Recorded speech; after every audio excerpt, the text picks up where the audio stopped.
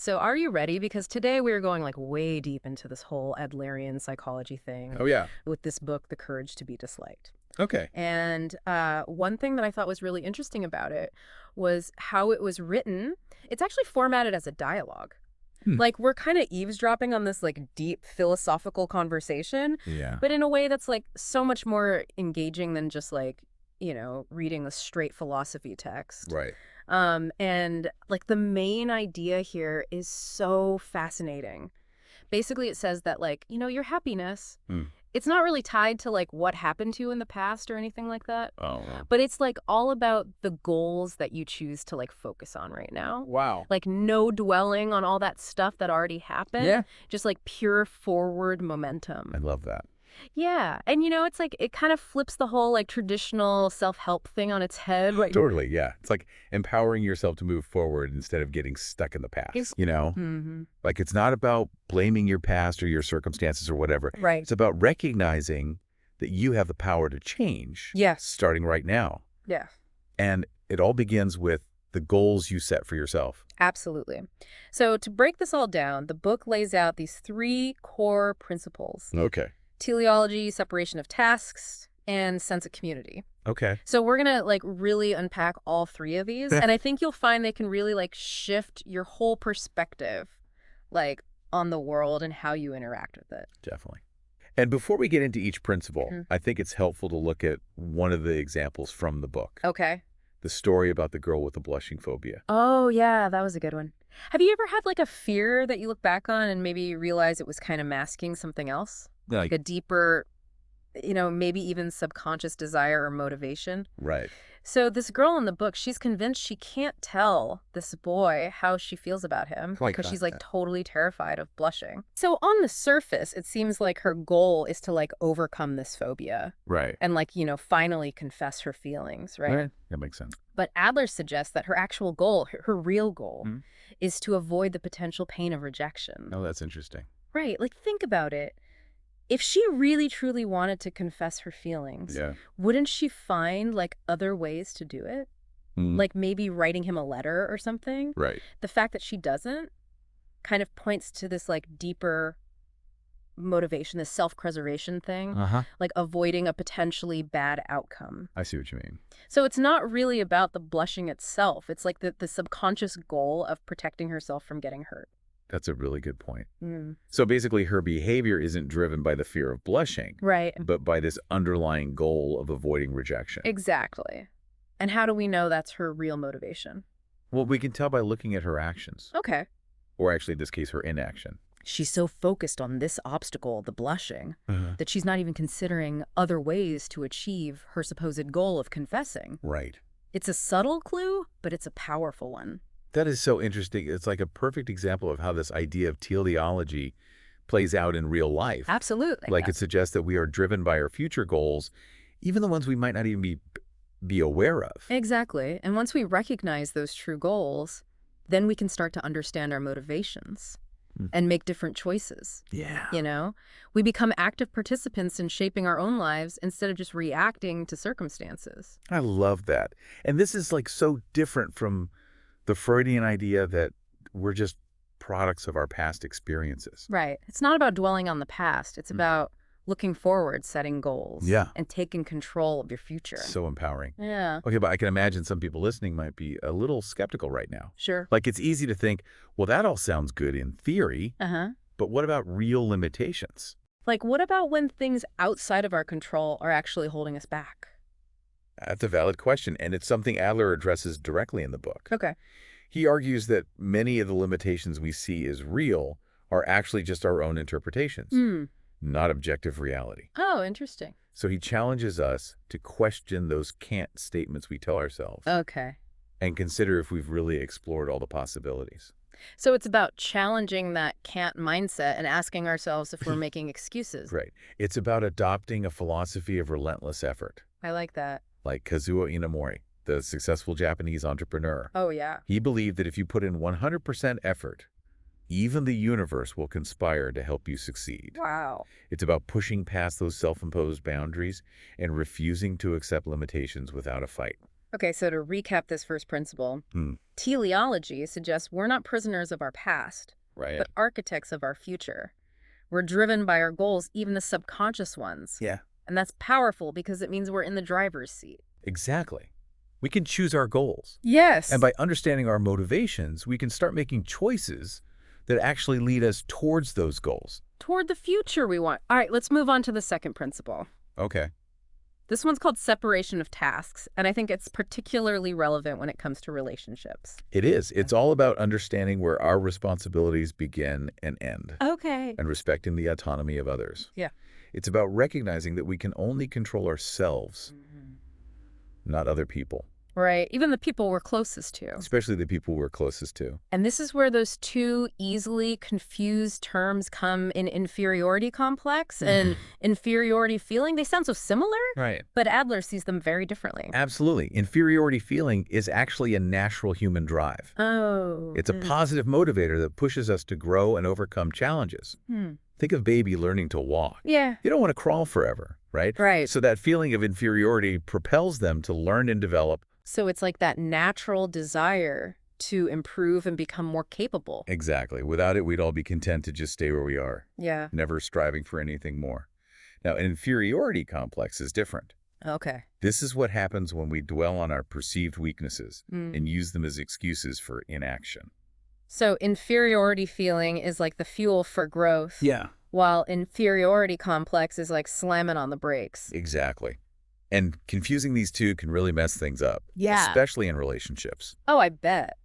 Like we might try to overstep boundaries thinking we're helping when we're actually not. Exactly.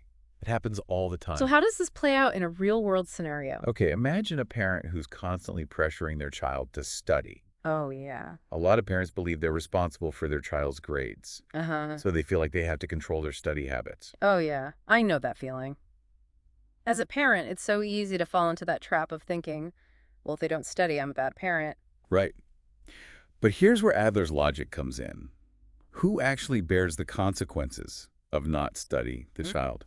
They're the ones who will face the challenges of a limited education or fewer opportunities later in life. Oh, that's a good point. So studying is ultimately their task, not the parents.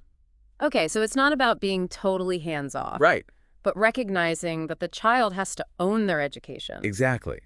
They need to experience the consequences, both good and bad, of their own choices. And this applies to all kinds of relationships, right? Yes. Romantic relationships, friendships, professional relationships. Hmm. It's about recognizing that everyone has their own tasks to manage and their own lessons to learn. Okay, so separation of tasks is about recognizing those invisible boundaries. Yes. And empowering ourselves and others to take responsibility for our own lives and choices. Exactly. It's about letting go of the need to control others or be controlled by them. It's about respecting individual autonomy and trusting that everyone is capable of handling their own tasks. So we've got this idea of teleology that we're driven by our future goals. Yeah. And now separation of tasks, which is about respecting boundaries and taking ownership of our own lives. Yeah. I'm sensing a theme here. You're right. There's a theme emerging here. And it all leads to Adler's most powerful message, the courage to be disliked. Okay, the courage to be disliked. We'll be right back to dive into that. We're back. And I gotta say, this whole courage to be disliked thing, it's like really making me think. Yeah, it's a powerful idea. It kind of goes against everything we're told, right? Yeah, like, everyone wants to be liked. Of course. But Adler's saying it's not about that. It's about freedom. Exactly. True freedom comes from letting go of that constant need to please everyone. That makes sense. I mean, we've all felt that pressure, right? Yeah. To fit in, Yeah. to be what people expect us to be. Absolutely. It's like it's built into us. But then what happens when that desire for approval starts controlling our choices and holding us back from being our true selves? That's exactly what Adler was warning about. You end up living for others instead of yourself. So it's not about being like a jerk or something. No, not at all. It's just recognizing that you can't please everyone. Right. And trying to do so just takes away from your own journey. You got it. Okay, but how do we even begin to develop that kind of courage? That ability to just let go of what other people think? It starts with awareness. Okay. Pay attention to those moments when you're making choices based on what you think others will approve of. Okay. Like, are you choosing a career path to impress someone else Hmm. Are you staying in a relationship because you're afraid of what people will say if you leave? Oh, I've been there. It's like you're sacrificing your own happiness just to avoid disapproval or judgment. Right. And it's a trap that's so easy to fall into these days, Yeah. especially with social media and the constant comparison game. Ugh, it's exhausting. It is.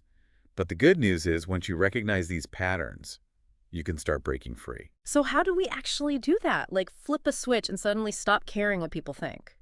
It's definitely a process, Mhm. not a quick fix. Yeah. But one of the most powerful things Adler talks about is the act of encouragement. Encouragement. Okay, so we're Yeah. not talking about just like, good job kind of praise. Not exactly. Yeah. Praise often focuses on outcomes or achievements, Mm-hmm. which can actually reinforce that need for external validation. Hmm. The act of encouragement emphasizes effort and progress regardless of the result. So instead of saying, wow, you got an A, you're so smart, Right? you'd say something like, I'm really impressed with how hard you worked on that project. I can see how much effort you put in. It's a subtle shift, but it makes Uh, all the difference. By focusing on the effort, you're acknowledging their agency, Okay. their capacity for growth. You're Mhm. encouraging them to take ownership of their actions and build their own confidence.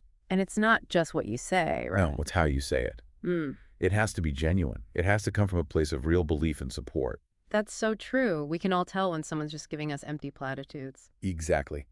But when you receive genuine encouragement, it can be incredibly powerful. Yeah. It helps you build that inner confidence and resilience, which is essential for developing the courage to be disliked.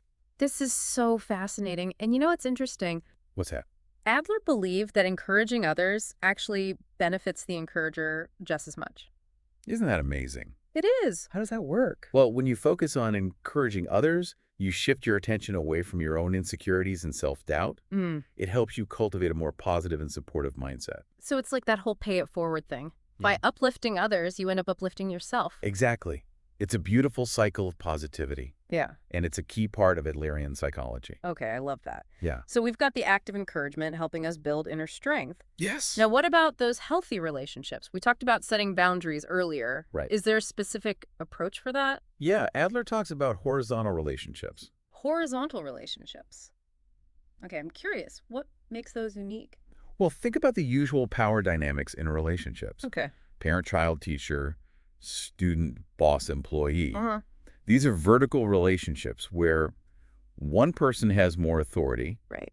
Horizontal relationships aim to break down those hierarchies and create a sense of equality and mutual respect. So it's about interacting with others as equals, regardless of like their age or status. Exactly. It's about recognizing the inherent worth in every individual and treating them accordingly. This sounds great in theory, but I imagine it's tough to put into practice. It does take effort, but the rewards are so worth it. When we embrace horizontal relationships, Yeah. we create a much more supportive and fulfilling environment for everyone. So how do we actually make that shift from vertical to horizontal? It starts with awareness.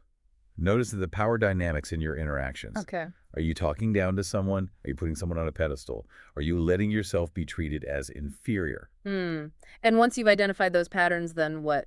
Then make a conscious effort to approach your interactions from a place of equality. Okay. Really listen to others.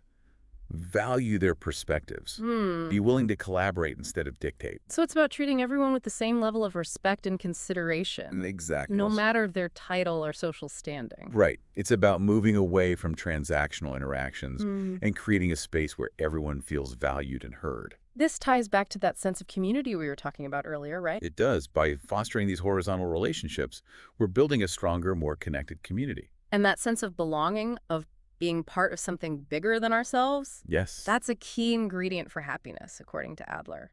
So the act of encouragement helps us build inner strength. Horizontal relationships foster equality and respect. And Yes. both contribute to this stronger sense of community. I'm really starting to see how these principles work together. They do. And they all point to a fundamental truth that Adler emphasized. We are all interconnected. Our well-being is tied to the well-being of others. This has been so insightful. We've covered so much. We have, from understanding our motivations to building healthier relationships to embracing the courage to be disliked. I'm sure our listeners have a lot to think about. Let's take a moment to let it all sink in.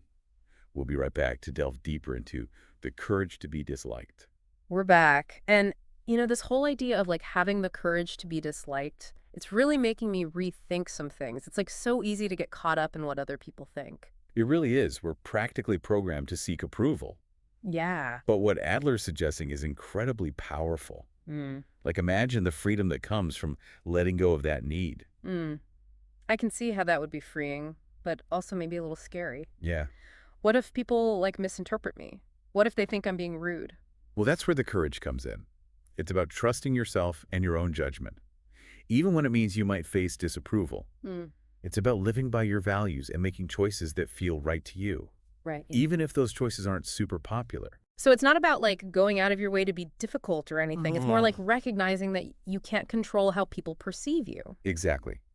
You can't spend your life trying to please everyone. And that's okay. Exactly. It's about focusing on what you can control, your own thoughts, your actions, your intentions, Mm. and letting go of the need to manage other people's opinions. This reminds me of that separation of tasks idea. Yes. Other people's opinions are their own tasks, not mine to worry about. Exactly. It's about respecting boundaries, both yours and theirs. You're not responsible for making everyone like you, Right. and you don't have the right to tell others how they should feel. But doesn't this emphasis on individuality go against the idea of community? Hmm. Like, if I care less about what others think, won't that lead to isolation? That's a common misconception. Yeah. But Adler actually believed that true belonging comes from self-acceptance Okay. and authenticity. Yeah. When you're not constantly seeking validation from others, Yeah. you can connect with them on a much deeper level. So it's not about withdrawing from the community. It's about showing up as your true self. Exactly. Even if it means you might not be liked by everyone. And when you do that, You'll find that you attract the people who truly appreciate you for who you really are. I like that. So it's about building genuine connections. Yes. Not relationships built on needing approval. Exactly. Yeah. Creating a space where everyone feels safe to be themselves. Without judgment or pressure to conform, this deep dive into the courage to be disliked has been so insightful. It really has. It's like a call to action to live more intentionally. Yes. To be more authentic, driven by our own goals and values. It's about taking back our power Yes. and realizing we can shape our own destinies, choosing courage over comfort, authenticity over approval, And understanding that true happiness comes from being true to ourselves. even if it means facing some disapproval along the way. And remember, this is a journey, not a destination. You'll have moments of doubt, times when you fall back into old patterns. Yeah. It's okay. Yeah. Just keep coming back to those core principles. Keep practicing those acts of encouragement. Keep working on those horizontal relationships. It's about those small steps day by day. Yes. Towards creating a life that feels authentic and fulfilling. Exactly. And as you do that, you'll find that the courage to be disliked becomes less about defiance and more about a quiet confidence and knowing who you are and what you stand for. This has been amazing. Thank you so much for taking this deep dive with us into the courage to be disliked. My pleasure. And to everyone listening, we hope this has given you as much to think about as it has for us. Remember, the journey to self-discovery never really ends. Keep exploring, keep questioning, keep challenging yourself to live a life that is true to you.